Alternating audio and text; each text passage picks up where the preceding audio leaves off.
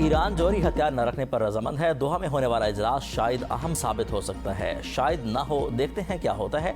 अमेरिकी सदर Donald Trump की व्हाइट हाउस में मीडिया से गुफ्तगू। कहा कि मामला बहुत सादा है, हम नहीं चाहते कि ईरान के पास जौहरी हथियार हों। ईरान ने मुज़ाकरात की दरख्वास्त की है। तर्जमान व्हाइट हाउस कैरोलाइन लेविट के मुताबिक स्टीव विटकोफ और जेरेड कुश्टर दोहा मुज़ाकरात में शरीक होंगे। ईरान के साथ आरास्ता के मुज़ाकरात के साथ तकनीकी मुज़ाकरात भी होंगे। सदर ट्रंप चाहते हैं कि ईरान के साथ अमन अमल आगे बढ़े। ईरान की अमेरिका से मुज़ाकरात की तरदीद। कहा कि अमेरिका के साथ आइंदा कई दिनों तक मुज़ाकरात का इम्कान नहीं। ईरानी वज़ारत ख़ारिजा के तर्जमान इस्माइल बकाई आज कतर जाएंगे। दौरे के दौरान वो सिर्फ कतरी हुकाम से मुलाकातें करेंगे। नायब ईरानी वज़ीर ख़ारिजा कासिम गरीबाबादी ने कहा कि रवां हफ्ते अमेरिका के साथ वर्किंग ग्रुप्स के तकनीकी इजलास का कोई मनसूबा नहीं। वर्किंग ग्रुप्स का तकनीकी मुज़ाकरात का पहला दौर तमाम ज़रूरी शराइत पूरी होने पर होगा।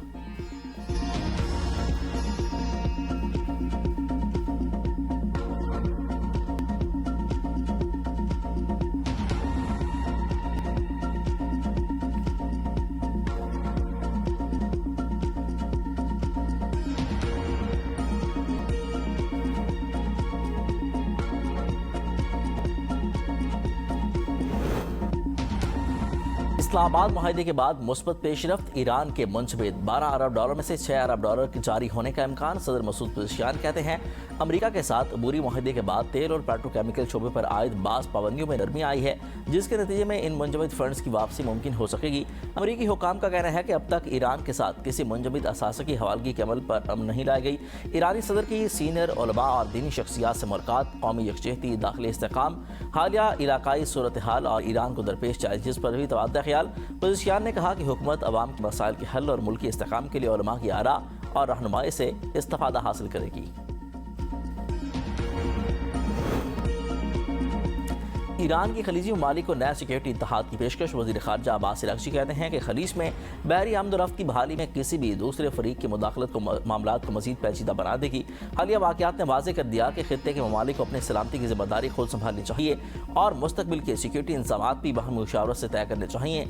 ईरान खलीज फारिस के ममालिक के साथ मिलकर ऐसा इलाकाई सिक्योरिटी फ्रेमवर्क कायम करने को तैयार है जिसमें सिर्फ दिफाई ताउन ही नहीं बल्कि इक़्तिसादी शराकत दारी भी शामिल हो। दूसरी जानिब Musheer supreme leader Ali Akbar वैराती ने बहरीन को खबरदार करते हुए कहा कि इश्तियाल दिलाया तो पूरी कुव्वत के साथ हमला करेंगे। बहरीन अपनी हुदूद में रहे और ईरान को सख्त फैसला करने पर मजबूर न किया जाए।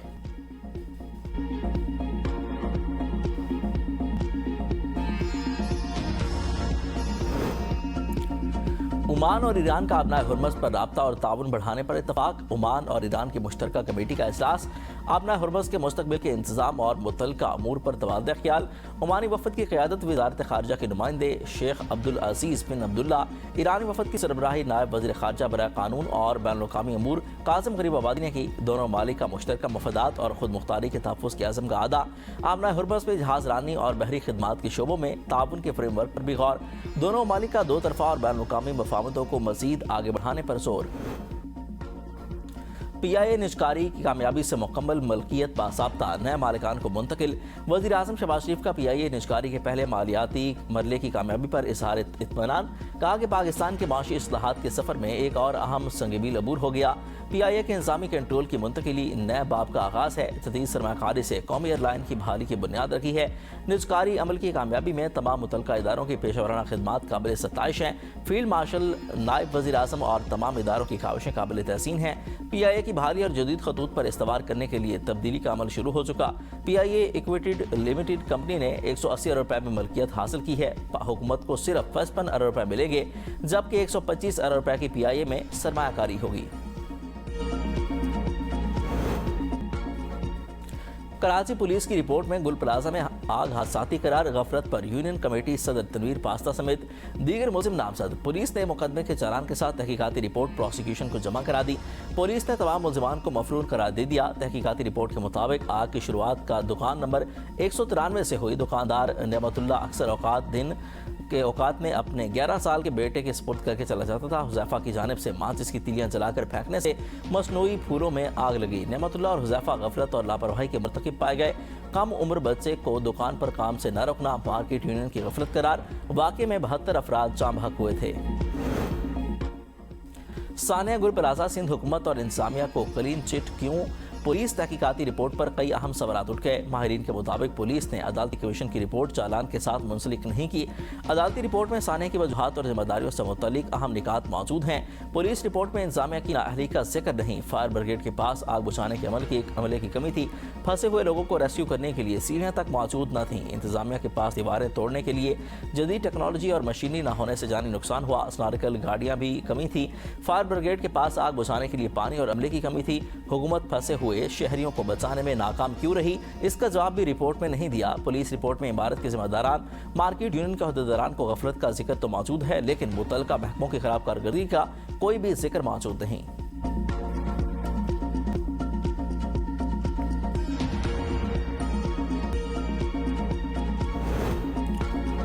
कोहोटा से रावलपिंडी मुंतकिली के दौरान कत्ल मुकदमात में नामजद 14 कैदी फरार, 4 को दोबारा गिरफ्तार कर लिया गया। थाना सहाला की हदूद चकिया के करीब कैदी वैन से फरार हो गए। कैदियों को अदालत पेशी के बाद अडियाला जेल मुंतकिल किया जा रहा था।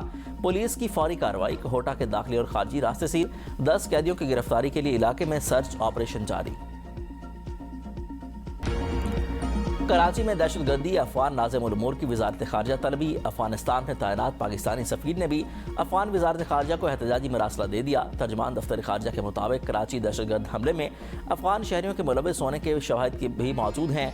एक अफगान दहशतगर्द को जिंदा गिरफ्तार कर लिया गया। ये सबूत है कि अफगान सरजमीन और लोग पाकिस्तान में हमलों के लिए इस्तेमाल हो रहे हैं। गैर कानूनी मुकीम अफगान शहरियों के लिए 10 जुलाई की डेडलाइन मुकर्रर। क्रैकडाउन का फैसला, 10 जुलाई से तमाम गैर कानूनी अफगान बाशिंदों को गिरफ्तार किया जाएगा। वजारत दाखिला की सूबाई चीफ सेक्रेटरीज, आईजीज और इस्लामाबाद इंतजामिया को सख्ती से अमल दरामद की हिदायत। 11 जुलाई से गिरफ्तारियों कार्रवाइयों की यौमिया रिपोर्ट वजारत दाखिला को जमा कराना लाजमी करार।